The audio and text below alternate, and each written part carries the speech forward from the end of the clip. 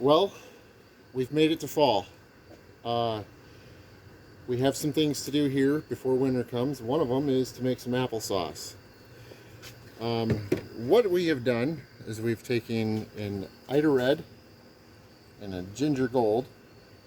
We brought them over to the pot after we've washed them and cut them up a little bit. Nothing too major. This one's not too hot.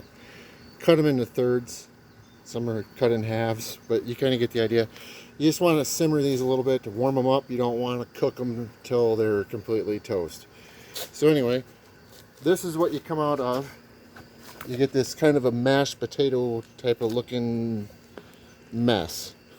That's the best way you can kind of interpret it at this stage. So what we're going to do is, and this is our first time using the LEM meat grinder with the LEM Sauce Master attachment making applesauce. We've done videos doing tomato products. This is our first time. Things could go seriously south, but this is our first time of doing applesauce with this machine. We chose the LEM grinder. This is a number 12 LEM or LEM, or I don't know what they say it, but we chose the number 12 LEM grinder, and we have a foot switch with it, which we're not going to use today, but we have a foot switch with it for obvious reasons, for hand protection and for sanitation when you're using it.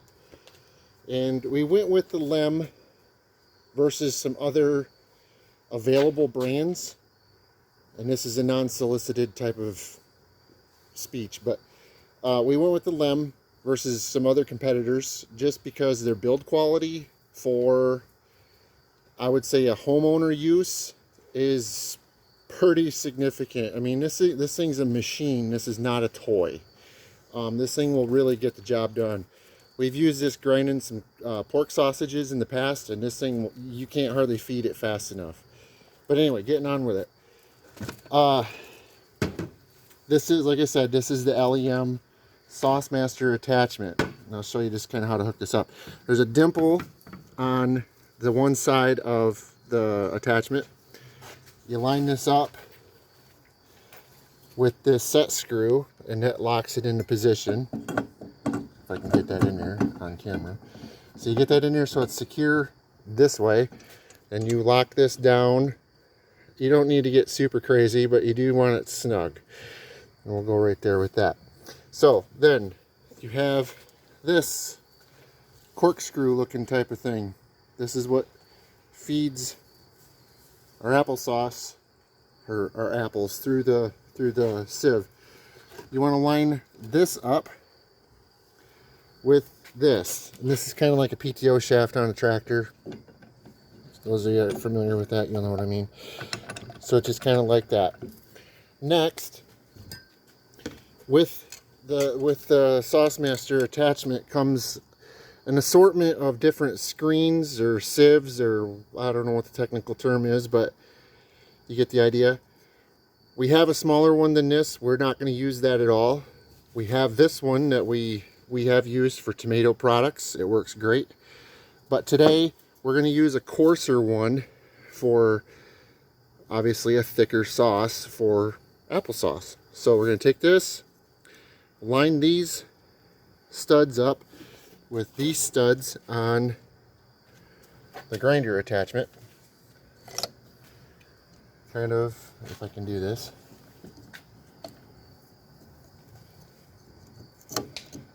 Kind of like that. Then we take the retainer ring, slide it on that. Don't let it get away from you, because it wants to tend to jump out of those little cogs. Line that up. Just so it's snug. You don't need to ream this down with any kind of major force. You just want it so it doesn't come apart and so it's snug. Next, we take the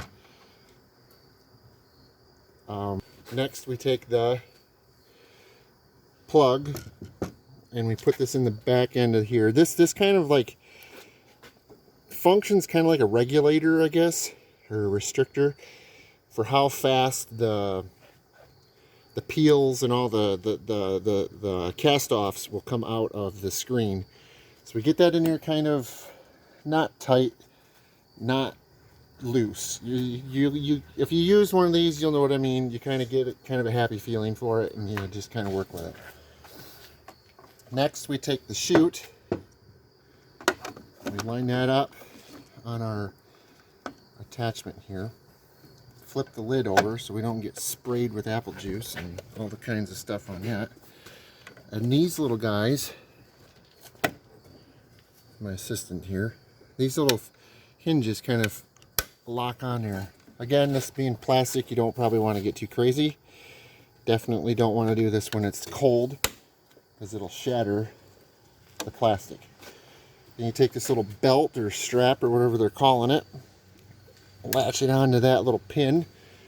Next, you take the discharge chute. This again has a couple of little cogs on it. You line that up with these guys here and turn it clockwise just so it snugs on there. Then we take our bowl with a hole. Doesn't hold much water. So we put that in there. We have a catch bucket for our cast-offs, and we have an 18-quart tub that we're going to ultimately put our processed applesauce in here, and then when we get done with that, then we can go to another step in the process. But anyway, we're going to fire this baby up here in just a minute. Make some noise. Because these apples are pre-cooked, they are hot. You're probably not going to want to do this barehanded.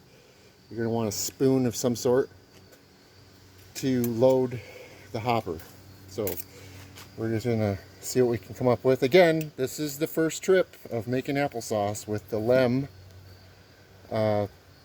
Sauce Master. So here we go.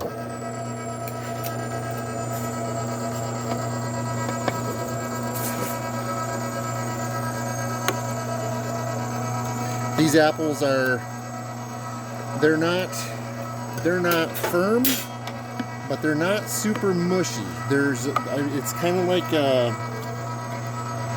it's kind of the texture of what you'd have like a small miniature cubed mashed potato, obviously before you mash it. And I'm not overworking the machine. I'm just keeping this.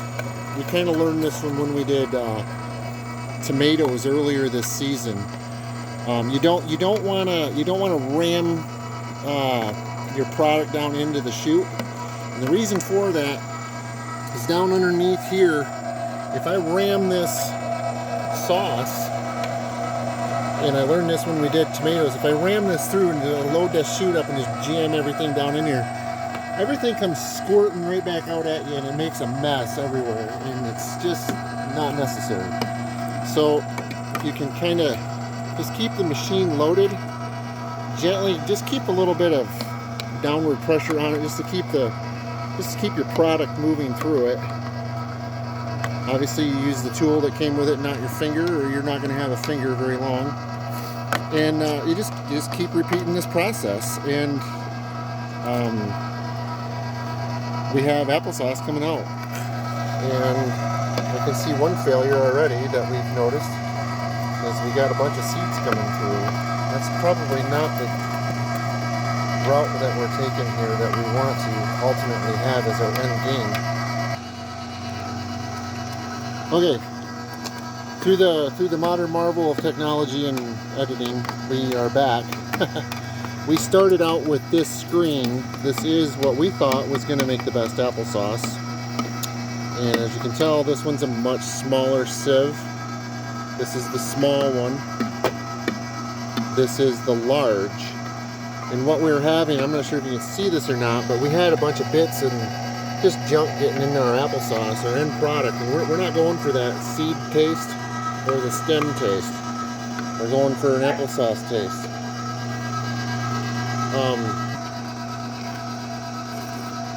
Sorry for that delay again. We had a noisy dog in the background we didn't want to annoy everybody with. So we went over the screens. This is where, just doing a little recap. We went over the screens. We are choosing not to use the large screen because we do not want all this in our applesauce. So, process is pretty simple. You cut your apples after you get them from the orchard. You wash them. Take the good ones and put them in one bowl, and if you have any bad ones, you toss them. Wash the product, wash the apples, cut them in half, cut them in quarters, whatever you want to do. Cook them down a little bit until they're nice and not super mushy, but soft and pliable. And like I said, you just kind of work it through and keep this machine going, and it'll do most of the work for you. You just kind of have to encourage it every once in a while. We used to do this with a food mill that you clamp onto the kitchen cabinet and the countertop, I should say. And for those of you out there who have that option, by all means, it's a good way to go if that's all you got.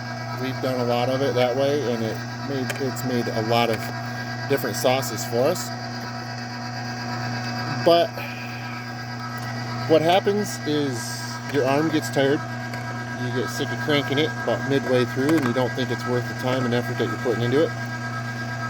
It's messy.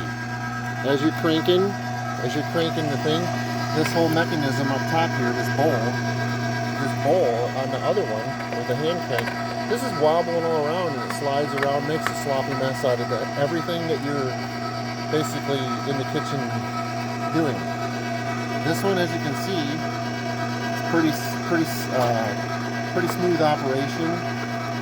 You put apples in one end, you kind of push them through a little bit, and you get applesauce out the back end. And this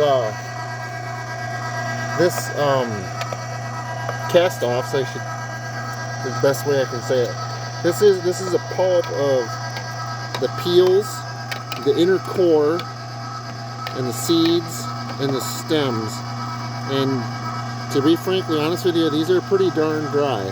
I mean, they're warm, they're moist, but in the grand scheme of things, we've stolen all the good stuff. We've stolen all the good stuff that we want to keep, and we're putting that in the sauce. And all the stuff that we want rid of, the machine is basically doing it for us. So with a little bit of effort, a little bit of time, a little bit of an investment, you can make all this at home also. And you know what's in it, you know what you're eating, you know where it came from, you know who handled it. If you don't like it, you can modify the recipe. And after you get your original investment kind of up and going, even if you want to go this route or if you want to go with a hand crank option, both are very good options. It's quite surprising how much food, in this case applesauce, how much food you can put on the shelf for your family for a fraction of the cost if you're willing to put in the time to learn it, to do it, and just kind of make, our family has kind of made it kind of a hobby, kind of more of a way of passing time on a Saturday afternoon, for lack of a better term. And we do a fair amount of gardening also, so I don't know if we save a fortune in money doing it all this way, but we do know what we're eating, and very much a healthier option. And with today's grocery prices doing nothing other than climbing high and fast, this little bit of time is very drastically and easily offset. And if you can muster up the investment, I mean, you're doing good. But this machine here can also be utilized for other purposes, like grinding up, if you're a hunter, you could grind up your game.